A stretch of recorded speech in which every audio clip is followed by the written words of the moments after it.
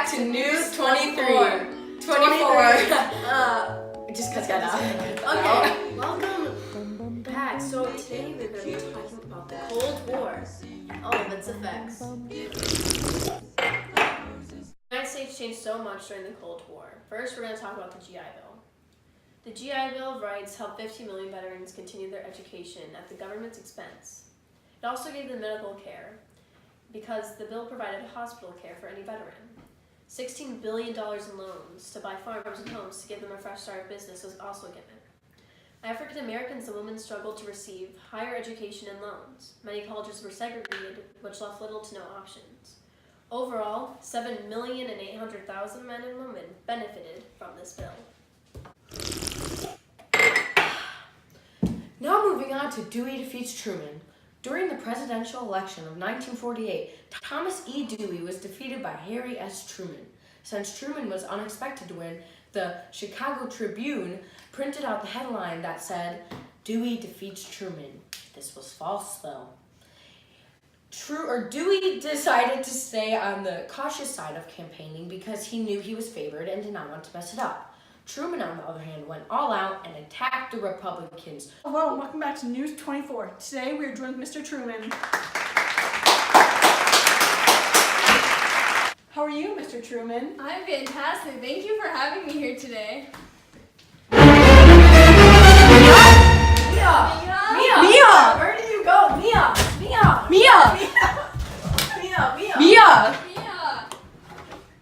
My gosh! Mia! What the?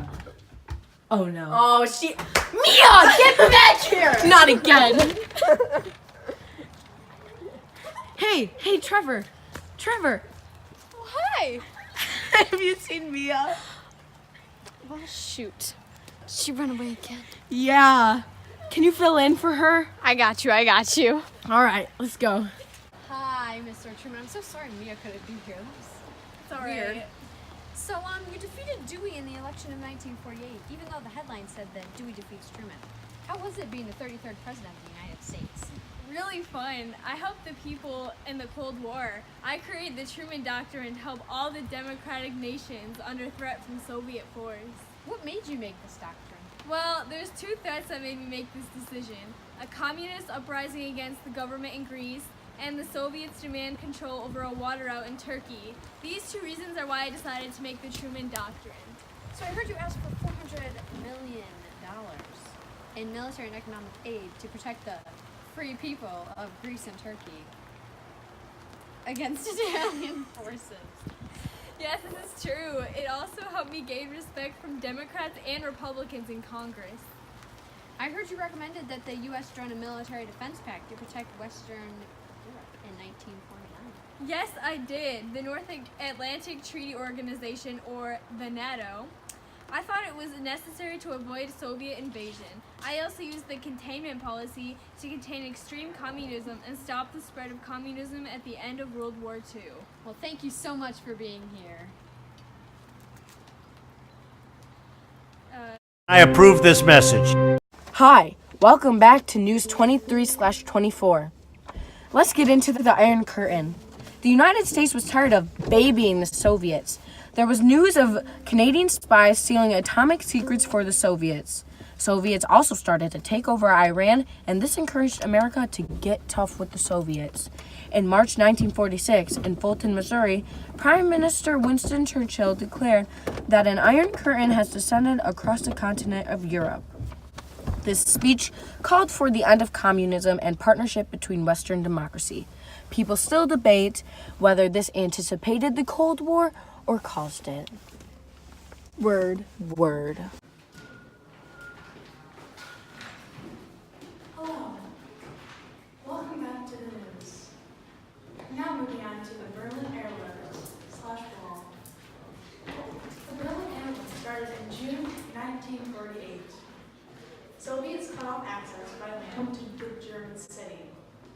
Truman dismissed and plans to withdraw from Berlin, but he also rejected using force to open up the roads to the Soviet-controlled eastern zone.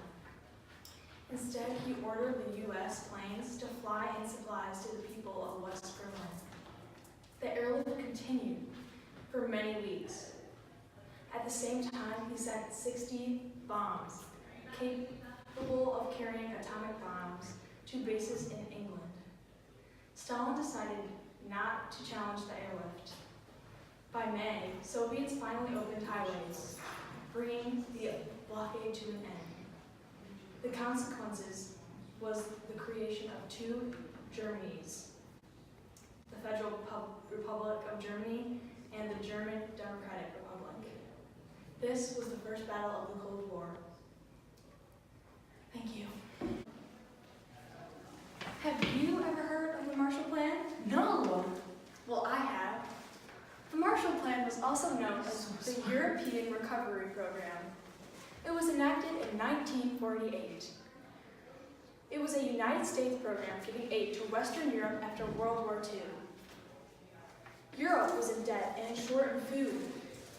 It provided more than $15 billion to help rebuild things on the continent.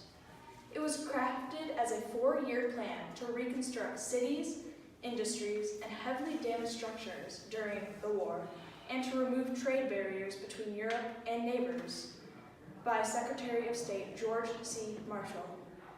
That's why it's called Marshall Plan. Whoa!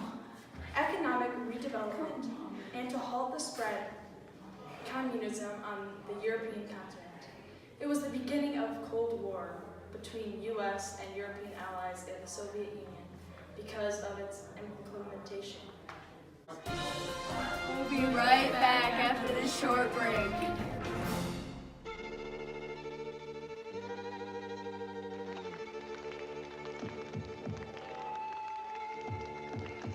Pay attention, please, thank you.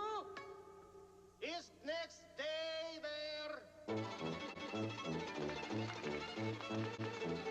Very nice.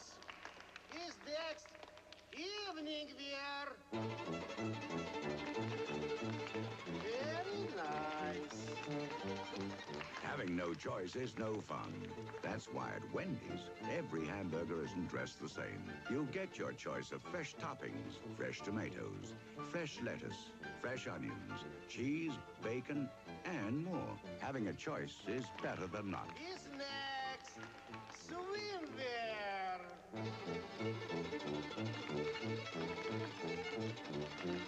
Choose fresh. Choose Wendy's.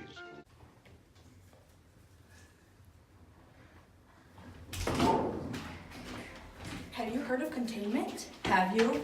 Containment is a U.S. policy using numerous strategies to prevent the spread of communism after the end of World War II. Truman wanted to contain Soviet aggression.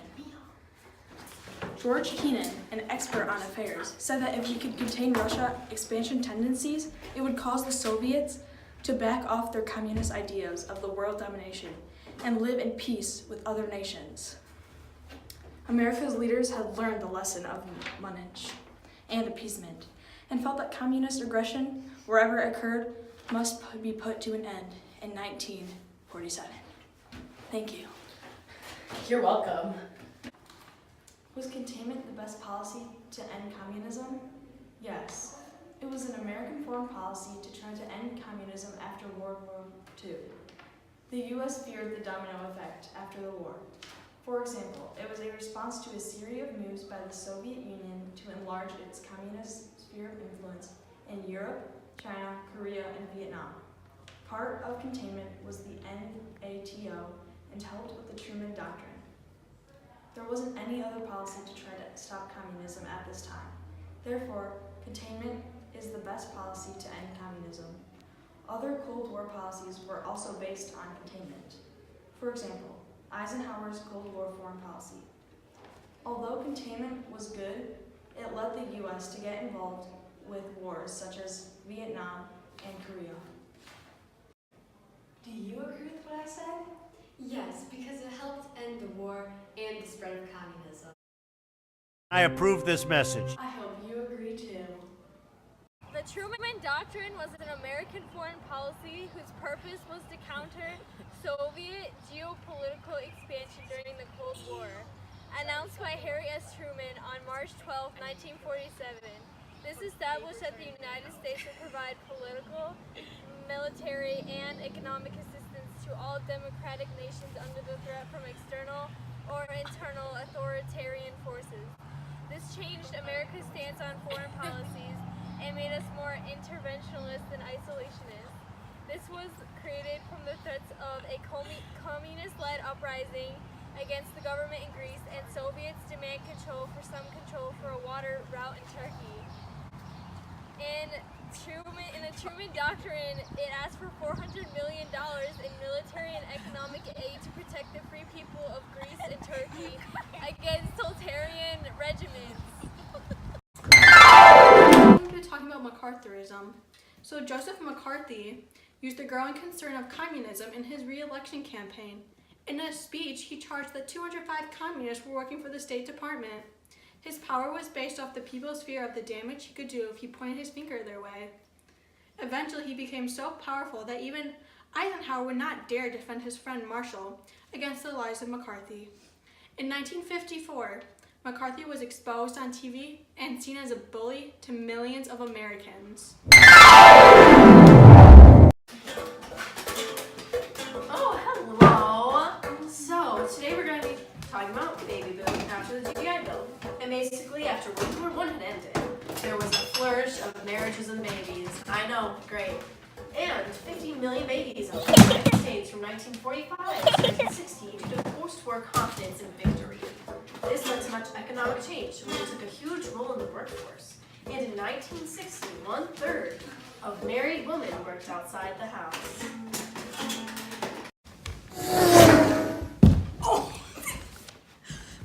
T-Talk, get out of here! T-Talk! T-Talk, why are you here?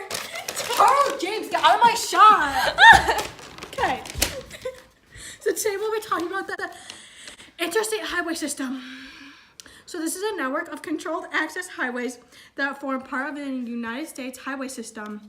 Construction was authorized by Federal Aid Highway Act of 1956. It extends throughout the United States and is linked to all the major cities of America. This created jobs and promoted trucking industry and acceleration of growth in suburbs. But it also hurt the railroads and the environment. All right. Next, we have massive retaliation. At a Council on Foreign Relations, John Foster Dulles announced in a speech that the United States will protect its allies.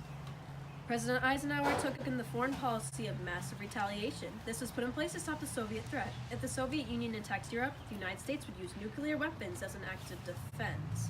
The Strategic Air Commander, the SAC, would also use nuclear weapons against the Soviets.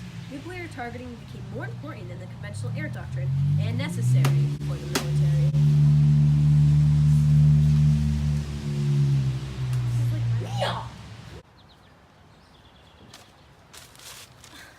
Hey guys, I'm here to talk about Sputnik.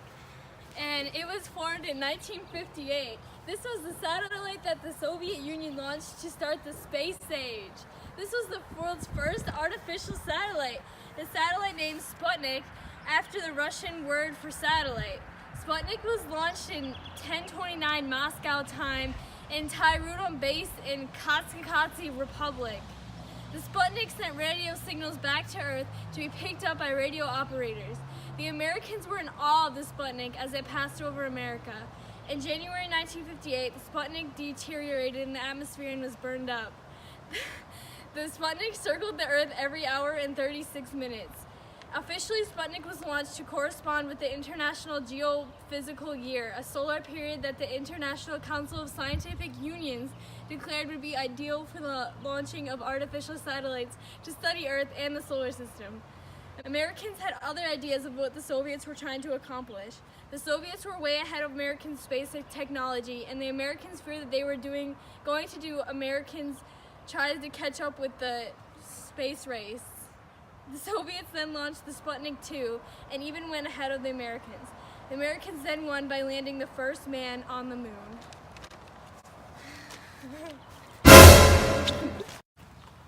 Hi there. Now we're moving on to the Bay of Pigs.